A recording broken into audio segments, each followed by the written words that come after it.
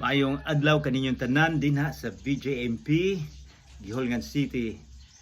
Daghang salamat nga kamo naminaw gihapon. Daghang salamat sa mga tao nga nagtabang aron nga kita makatuon sa pulong sa Ginoo. Sa dili pa kita magsugod, atong ihatag ang tanan sa atong Ginoo. Kay siya man ang teacher, dili ako. So magampo kita. Among amahan nga langit nun, daghang salamat sa panahon karon nga kami makatuon, makabasa sa imong pulong. Wala nay laing libro karon sa kalibutan nga among mahibawan ang imong kinabuhi, ang imong mga teaching, ang imong gitudlo nga ikaw ang Ginoo, ikaw mianhi dinhi sa kalibutan aron sa pagluwas kanamo. Ginoo, hinaot ta nga ang Espiritu Santo mao'y tinuod nga teacher karon. Hinaot ta nga siya mosulod, nga siya ang sentro sa among pagtuon karon. Ginoo, uban ni kami karon, wala kami mahimo kundili sa imong tabang lamang. Kining tanan among gipangayo sa ngalan ni Hesus nga among manluluwas. Amen. Sa usang semana atong gisugdan ang pagtuon sa libro ni Dr. Luke.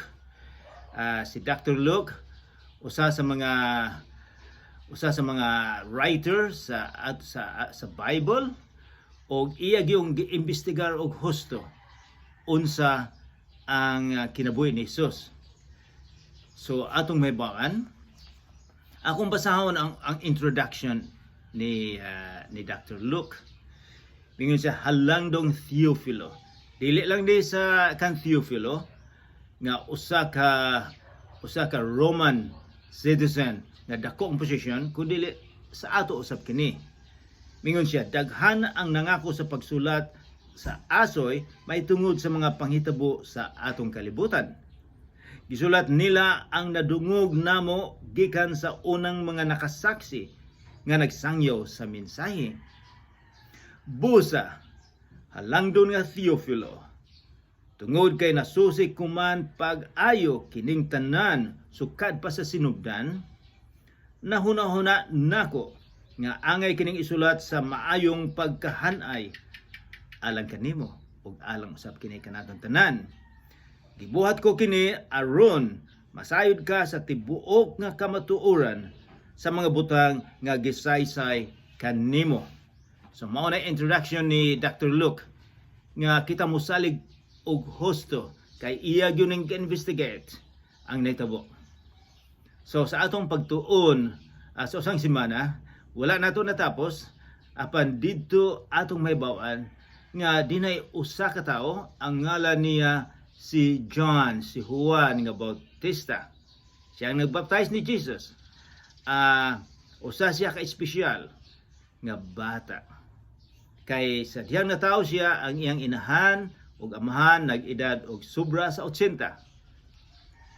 Ang iyang trabaho nga ipreparar ang mga tao sa umaabot nga Mesiyas, nga umaabot nga manluluwas. Dili siya manluluwas, kundi siya ang nag-sermon, siya ang naghatag og mensahe, siya ang nagpreparar sa atong Ginoong Kristo aron nga mahibawon sa mga tao nga si Jesus ang manluluwas.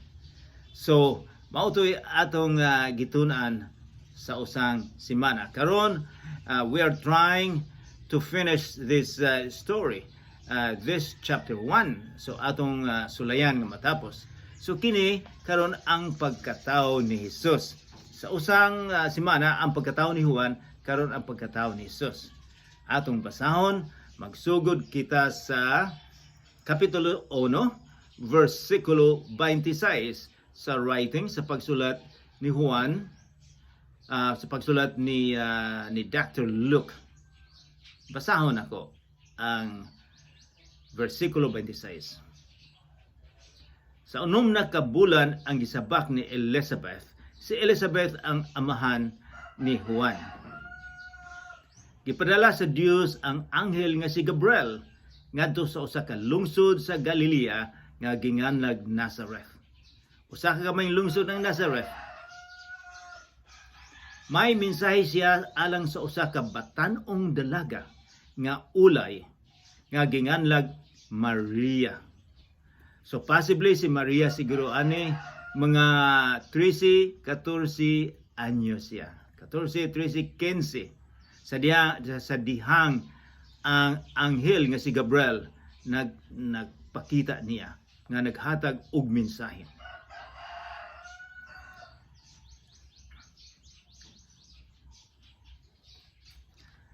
Si Maria kasulunon siya ngadto sa usa ka lalaki nga ginganlag Jose nga kaliwat ni Haring David. So sa unang panahon ang engagement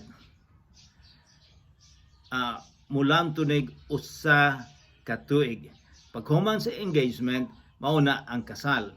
Apan during the engagement kining usa ka tuig legal na ni, mura na sila kasal. So pero dili pa sila mag-ipon apan kasal na gyud ni sila. So maoy ilang kultura ni atong panahon. Atong tanawon sa nahitabo. 28 miadto ang anghel kaniya ug miingon, paglipay. Ang Ginoo nag-uban og nagpanalangin kanimo pag-ayo. Nalibog pag-ayo si Maria sa pagkabati niya sa mensahe sa anghel og namalandong siya kung unsay kahulugan sa iyang pulong. Nadungog niya nga miingon ang anghel, paglipay. Ang Ginoo nag-uban og nagpanalangin kanimo. Versikulo 30, miingon ang anghel kaniya, ayaw kahadlok, Maria, kay gikahimutan ka sa Dios. Ikaw magsabak og manganak og usa ka batang lalaki og nganlan mo siya Jesus. Unsa man sigoy gibati ni Maria karon nga ang unang mensahe miingon nga maglipay ka, malipay ka. Ang sunod ayaw og kahadlok. Og ang mensahe nga ikaw magsabak. Naglisod siguro si Maria ani sa pagkasabot. Tungod kay wala pa man siya nag-ipon ni Jose. Usa pa man siya katuig, usa ang kasal, usa sila mag-ipon. So natingala siya, ngano magsabak man siya. Mao di ay miingon ang anghel, ayaw kahadlok, pero maglipay ka. Versikulo 22, kini si Jesus, kining bata, miingon siya, bantayin ninyo kung kinsa ni Jesus. Sa bata pa siya, miingon ang anghel, mahimo siyang inila ug tawgon siya nga anak sa Dios. Nga labing halangdon ang Ginoong Dios maghimo kaniyag hari sama sa iyang kagikan nga si David. Mahimo siyang hari sa mga kaliwat ni Jacob hangtod sa kahangturan ug dili gayud matapos ang iyang gingharian. Eternal ang iyang gingharian, dili matapos. Mao na giingon sa anghel. So kinsa man ni Jesus? Tao ba siya? Ang uban miingon si Jesus tao lang. Apan dinhi atong mahibaw-an nga dili matapos ang iyang gingharian. Bisag matapos ang kalibutan, ang iyang gingharian ni Jesus dili matapos.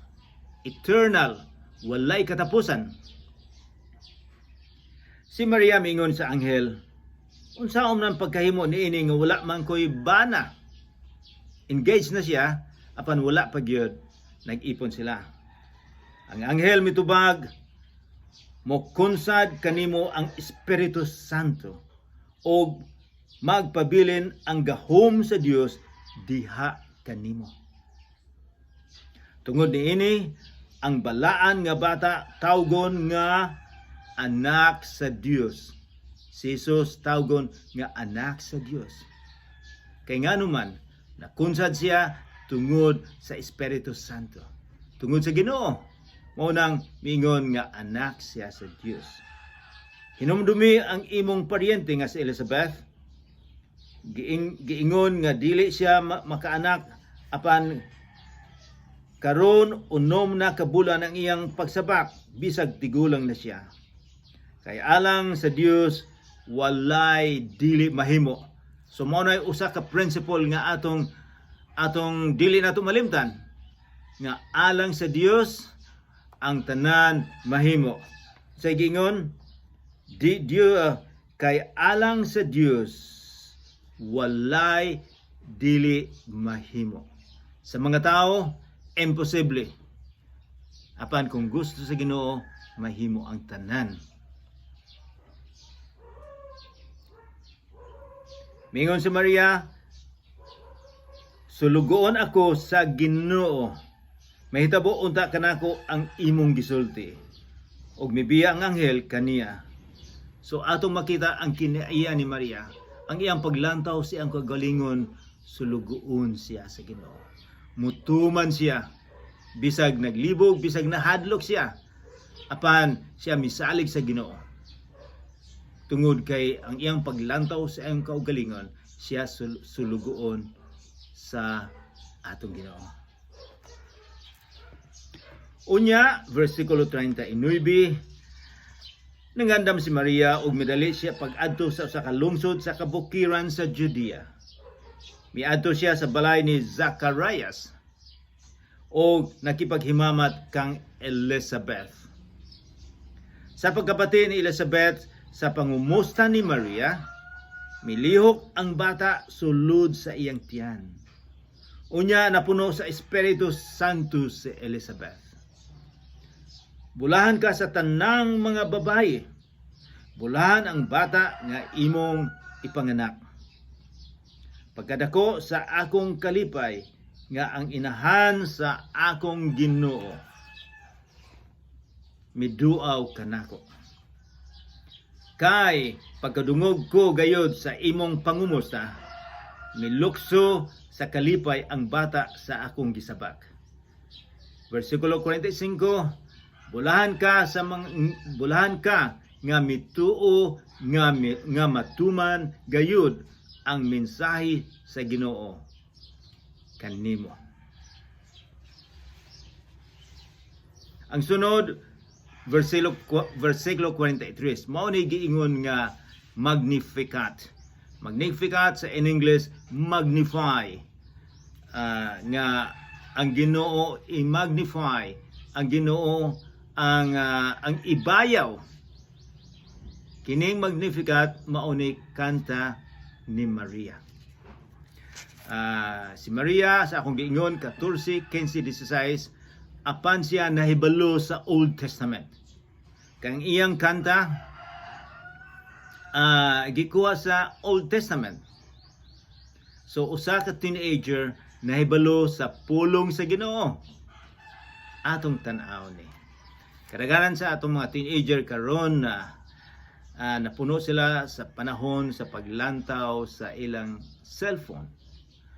Apan si Maria gi-spend ang time sa pagtuon sa pulong sa Ginoo. Atong basahon ang gisulti, ang gikanta ni Maria. Unya miingon si Maria, gikanta niya ni, gikan kini sa Old Testament. Gikuha kini niya sa usa ka babae usab sa Old Testament nga mikanta. Apan giusob niya og Juday. 46, unya miingon sa Maria, nagdaig sa Ginoo ang akong kalag. Og nagmalipayon ako diha sa Dios nga akong manluluwas. Si Maria usab di ay gakinahanglan og manluluwas. Ikaw gako gakinahanglan og manluluwas kay kita makasasala man. Ang dili makasala, dili magkinahanglan og manluluwas.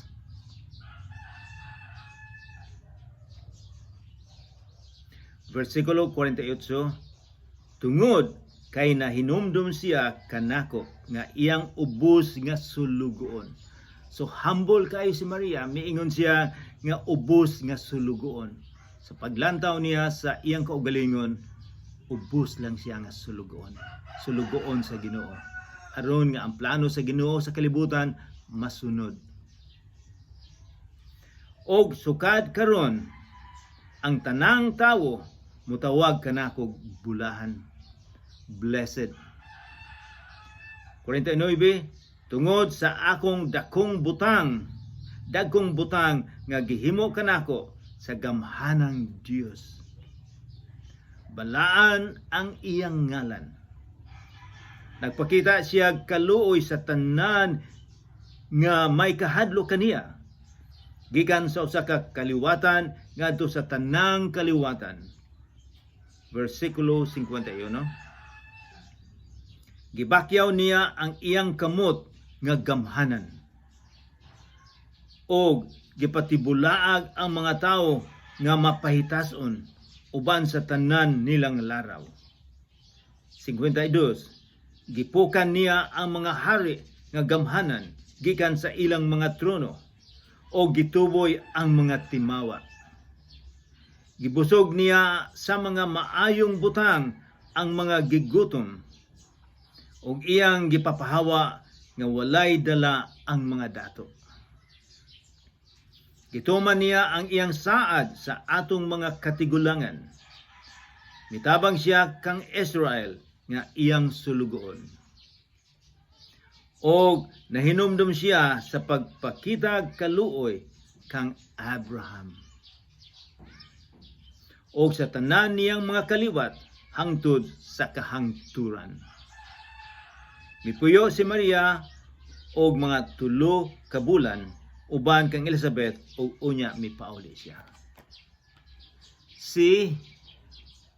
Sa usa ka teenager nga babae, nahibalo siya sa pulong sa Ginoo.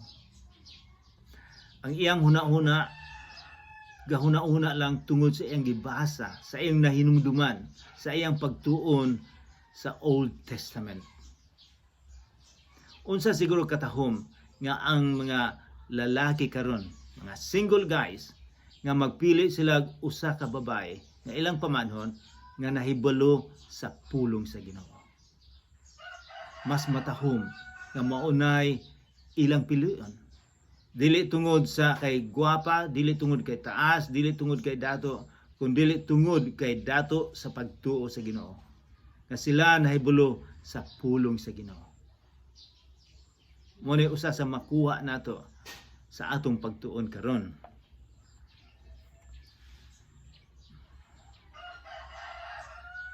Versikulo 57, ang pagkatawo ni Juan nga magbubunyag. Miabot ang panahon nga si Elizabeth nanganak og batang lalaki.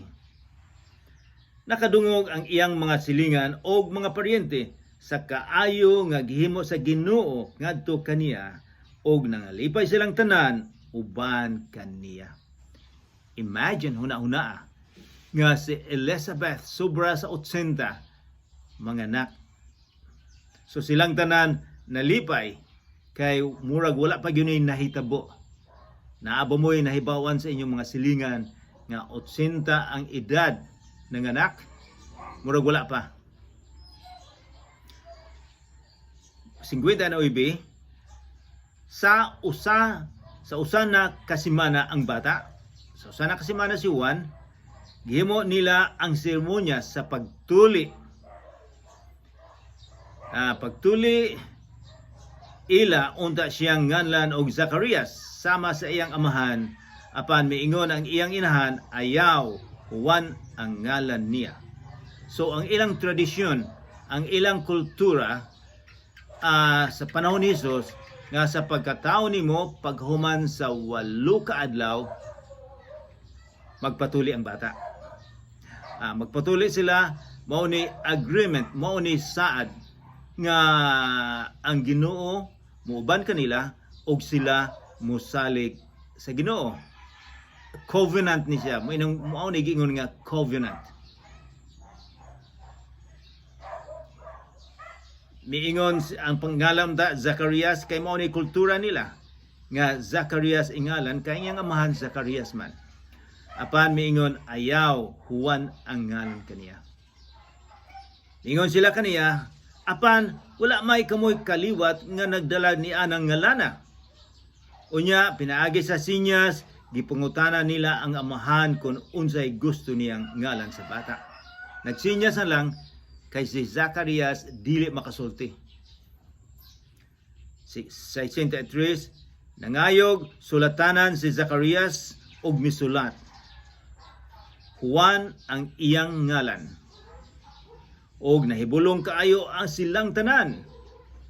Diha-diha nakasulti si Zacarias og gidayeg niya ang Ginoo. 65 natingala pag-ayo ang ilang mga silingan ug mikaylap sa tanang kabukiran sa Judea ang balita mahitungod ni ining mga butanga. Namalandong ang tanan nga nakabati ni ini ug nangutana. Maunsa kaha ning bataa inig kadako niya? Kay nakita nila nga ang gahom sa Ginoo nag-uban kaniya. Mga kaigsunan, nining atong pagtuon karon, atong nakita kung kinsa kini si Jesus.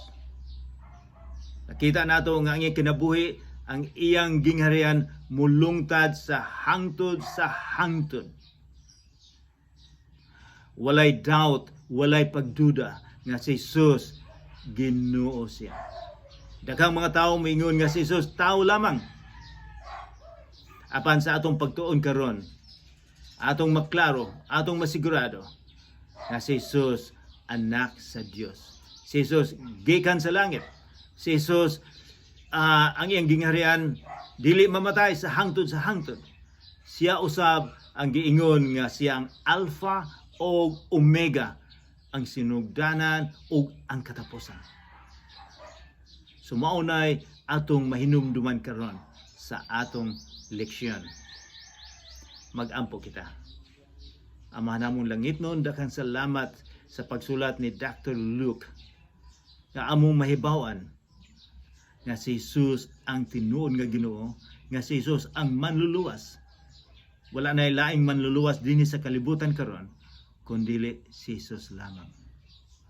Nagaampo ako nga inyong panalangin, Lord, nga imong panalanginan ang BJMP karon. Tabangi sila. Sa ngalan ni Jesus, Amen.